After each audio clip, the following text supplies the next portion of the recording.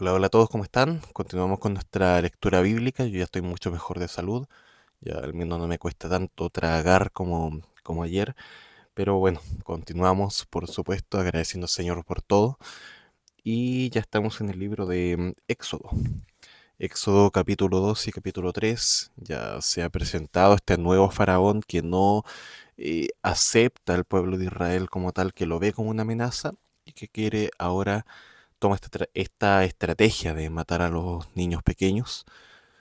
Y por otra parte veíamos este tema de la reconciliación, el perdón que se tiene que dar entre los hombres en Mateo 18. Entonces, las enseñanzas de Jesús. Vamos a ir a Éxodo, vamos a leer capítulo 2, capítulo 3 y también vamos a leer Mateo 19. Vamos ahí. Éxodo capítulo 2. Un hombre de la casa de Leví fue y tomó por mujer a una hija de Leví, y la mujer concibió y dio a luz un hijo. Viendo que era hermoso, lo escondió por 3 meses, pero no pudiendo ocultarlo por más tiempo, tomó una cestilla de juncos y la cubrió con asfalto y brea. Entonces puso al niño en ella y la colocó entre los juncos a la orilla del Nilo. La hermana del niño se puso a lo lejos para ver qué le sucedería. Cuando la hija de Faraón bajó a bañarse al Nilo, mientras sus doncellas se paseaban por la ribera del río, vio la cestilla entre los juncos y mandó a una criada suya para que la trajera. Al abrirla, vio al niño y oyó que el niño lloraba. Le tuvo compasión y dijo: Este es uno de los niños de los hebreos. Entonces la hermana del niño dijo a la hija de Faraón: ¿Quiere que vaya y llame a una nodriza de las hebreas para que críe al niño? Sí, ve, respondió la hija de Faraón. La muchacha fue y llamó a la madre del niño. Y la hija de Faraón le dijo: Llévate a este niño y críamelo, y yo te daré tu salario. La mujer tomó al niño y lo crió. Cuando el niño creció, ella lo llevó a la hija de Faraón y vino a ser hijo suyo. Y le puso por nombre Moisés, diciendo: Pues lo he sacado de las aguas. En aquellos días, crecido ya Moisés, salió a donde sus hermanos y vio sus duros trabajos. Vio a un egipcio golpeando a un hebreo, a uno de sus hermanos. Entonces miró alrededor y cuando vio que no había nadie, mató al egipcio y lo escondió en la arena. Al día siguiente salió y vio a dos hebreos que reñían y dijo al culpable: ¿Por qué golpeas a tu compañero? ¿Quién te ha puesto de príncipe o de juez sobre nosotros? Le respondió el culpable. ¿Estás pensando matarme como mataste al egipcio? Entonces Moisés tuvo miedo y dijo: Ciertamente se ha divulgado lo sucedido. Al enterarse Faraón de lo que había pasado, trató de matar a Moisés. Pero Moisés huyó de la presencia de Faraón y se fue a vivir a la tierra de Madián, y allí se sentó junto a un pozo. Y el sacerdote de Madián tenía 7 hijas, las cuales fueron a sacar agua y llenaron las pilas para dar de beber al rebaño de su padre. Entonces vinieron unos pastores y las echaron de allí. Pero Moisés se levantó y las defendió, y dio de beber a su rebaño. Cuando ellas volvieron a Reuel, su padre, éste les preguntó: ¿Por qué han vuelto tan pronto hoy? Un egipcio nos ha librado de manos de los pastores, respondieron ellas, y además nos sacó agua y nos dio de beber al rebaño. Y Reuel dijo a sus hijas: ¿Y dónde está? ¿Por qué han dejado al hombre? Invítenlo a que coma algo. Moisés accedió a morar con aquel hombre, y éste le dio a su hija Séfora por mujer a Moisés. Ella dio a luz un hijo y Moisés le puso por nombre Gersón, porque dijo: Peregrino soy en tierra extranjera. Pasado mucho tiempo, murió el rey de Egipto. Los israelitas gemían a causa de la servidumbre y clamaron. Su clamor subió a Dios a causa de su servidumbre. Dios oyó su gemido y se acordó de su pacto con Abraham, Isaac y Jacob. Dios miró a los israelitas y los tuvo en cuenta. Éxodo capítulo 3. Moisés apacentaba el rebaño de Jetro, su suegro, sacerdote de Madián. Condujo al rebaño hacia el lado occidental del desierto y llegó a Horeb, el monte de Dios. Y el ángel del Señor se le apareció en una llama de fuego, en medio de una zarza. Al fijarse Moisés, vio que la zarza ardía en fuego, pero la zarza no se consumía. Entonces Moisés dijo: Me acercaré ahora para ver esta maravilla. ¿Por qué la zarza no se quema? Cuando el Señor vio que Moisés se acercaba para mirar, Dios lo llamó de en medio de la zarza y dijo: Moisés, Moisés. Y él respondió: Aquí estoy. Entonces Dios le dijo: No te acerques aquí, quítate las sandalias de los pies, porque el lugar donde estás parado es tierra santa. Y añadió: Yo soy el Dios de tu padre, el Dios de Abraham, el Dios de Isaac y el Dios de Jacob. Entonces Moisés se cubrió el rostro, porque tenía temor de mirar a Dios. Y el Señor dijo: Ciertamente he visto la aflicción de mi pueblo que está en Egipto, y he escuchado su clamor a causa de sus capataces, pues estoy consciente de sus sufrimientos. Así que he descendido para librarlos de mano de los egipcios, y para sacarlos de aquella tierra a una tierra buena y espaciosa, a una tierra que emana leche y miel, al lugar de los cananeos, de los hititas, de los amorreos, de los fereceos, de los heveos y de los jebuseos. Y ahora el clamor de los israelitas ha llegado hasta mí. Y además he visto la opresión con que los egipcios los oprimen. Ahora pues, ven y te enviaré a Faraón para que saques a mi pueblo, a los israelitas de Egipto. Pero Moisés dijo a Dios: ¿Quién soy para ir a Faraón y sacar a los israelitas de Egipto?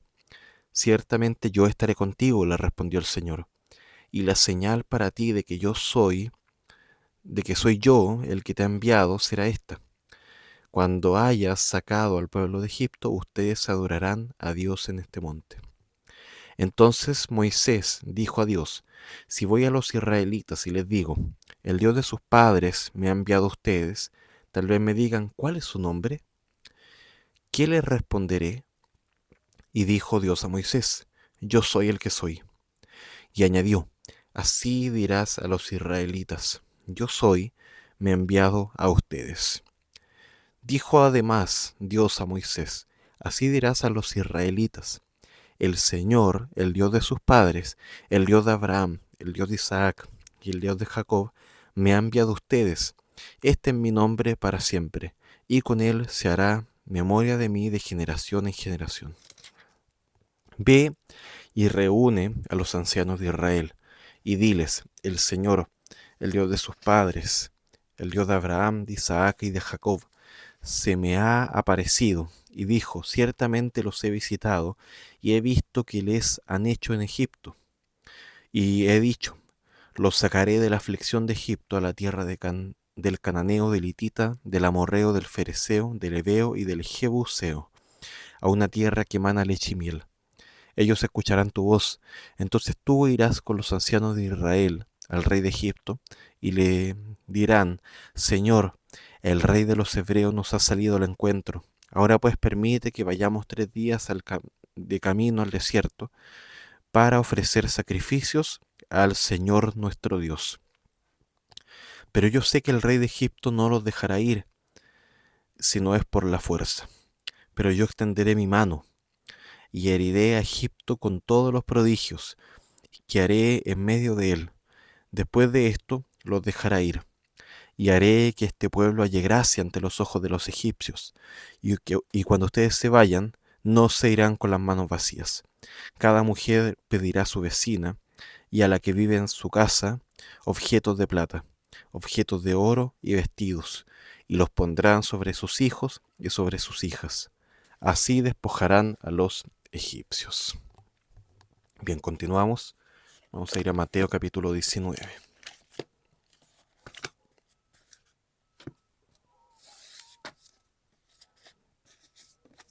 Mateo 18, 19. Bien, dice así: Cuando Jesús terminó estas palabras, partió de Galilea y se fue a la región de Judea, al otro lado del Jordán, y grandes multitudes siguieron a Jesús, y los sanó allí.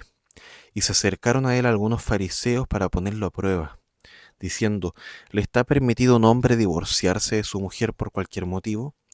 Jesús le respondió, ¿no has leído que aquel que los creó desde el principio los hizo varón y hembra? Y dijo, por esta razón el hombre dejará a su padre y a su madre, y se unirá a su mujer, y los dos serán una sola carne.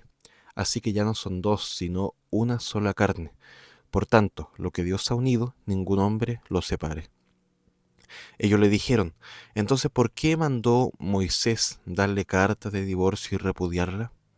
Él le contestó, por la dureza de su corazón, Moisés les permitió a ustedes divorciarse de sus mujeres, pero no ha sido así desde el principio. Pero yo les digo que cualquiera que se divorcie de su mujer, salvo por infidelidad, y se case con otra, comete adulterio.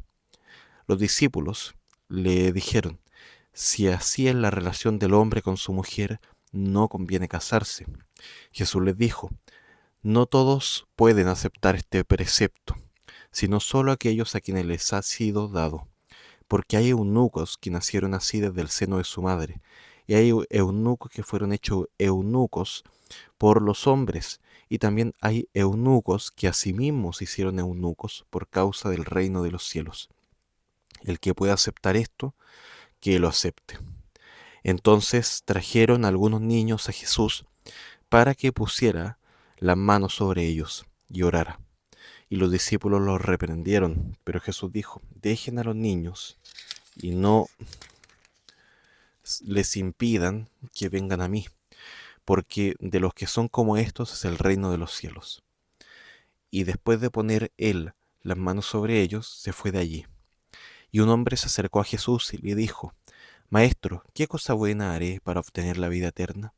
Jesús le respondió, ¿por qué me preguntas acerca de lo que es bueno? Solo uno es bueno. Pero si deseas entrar en la vida, guarda los mandamientos. ¿Cuáles? Preguntó el hombre.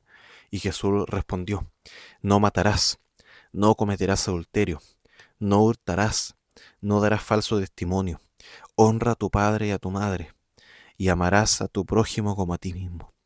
Y el joven dijo, todo esto lo he guardado, ¿de qué me falta todavía?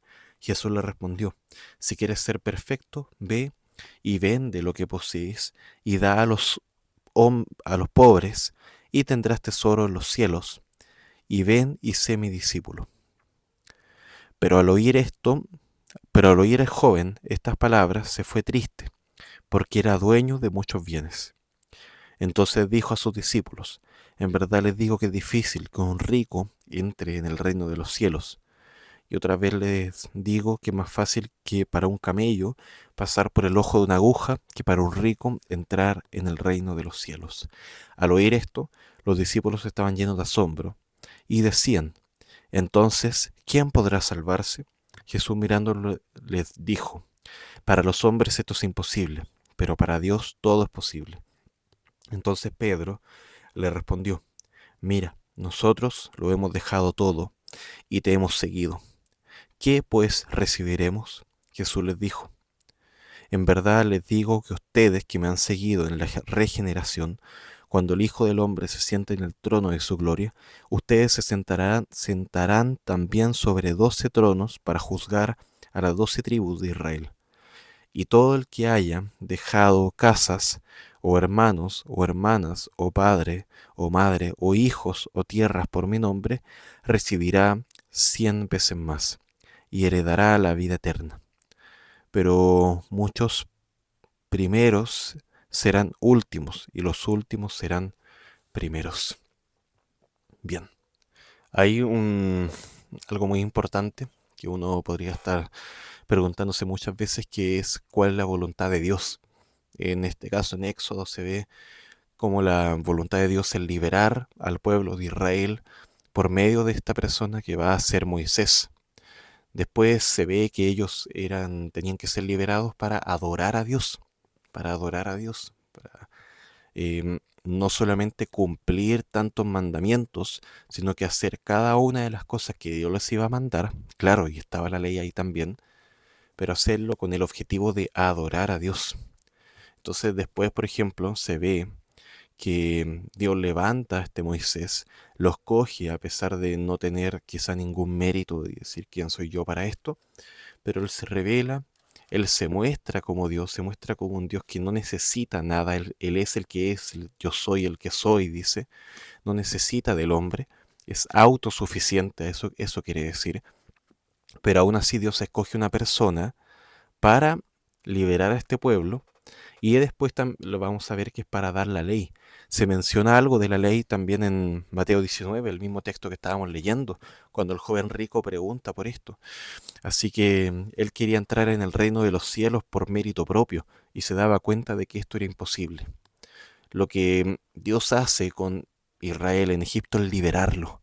Y lo que Dios hace también en la salvación es liberar a su pueblo, liberar a todos aquellos que estaban esclavizados, buscando por medio de la ley hallar este mérito delante de Dios, lo cual es imposible porque esta ley que Dios va a dar no es para salvación, sino que es para darse cuenta de la condición que uno tiene, de que necesita de un Salvador ahora para ser redimido.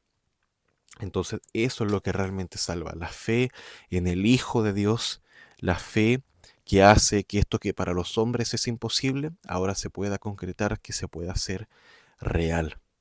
Entonces tenemos que buscar siempre en medio de todo eso la gracia de Dios que perdona, que restaura, que da nueva vida, que da esa regeneración de la que hablamos también, y entender ahora que somos llamados a obediencia, somos llamados a seguir la voluntad de Dios, que ya se va a dar capítulos más adelante en la ley que Dios da, pero que expresa todo un propósito más grande, que es adorar a Dios, es adorar a Dios. Esa es la voluntad de Dios para nosotros. Bueno, vamos a orar. Gracias, Padre, por tu palabra. Gracias porque podemos de alguna forma también conectar estos textos. Podemos ver cómo toda tu palabra se relaciona, cómo después, muchos siglos después de Moisés, se seguía hablando de esto, pero es principalmente tu voluntad, Señor. Es principalmente tu carácter y lo que tú quieres para nosotros, para el hombre hasta el día de hoy. Te damos gracias, Señor, porque podemos conocerte, porque podemos saber cómo eres, porque te revelas al hombre y porque ahora nosotros también podemos responder ante ti con arrepentimiento, con fe y con adoración. Te damos gracias en nombre de Jesús. Amén. Un abrazo, queridos, que Dios les bendiga. Chao, chao.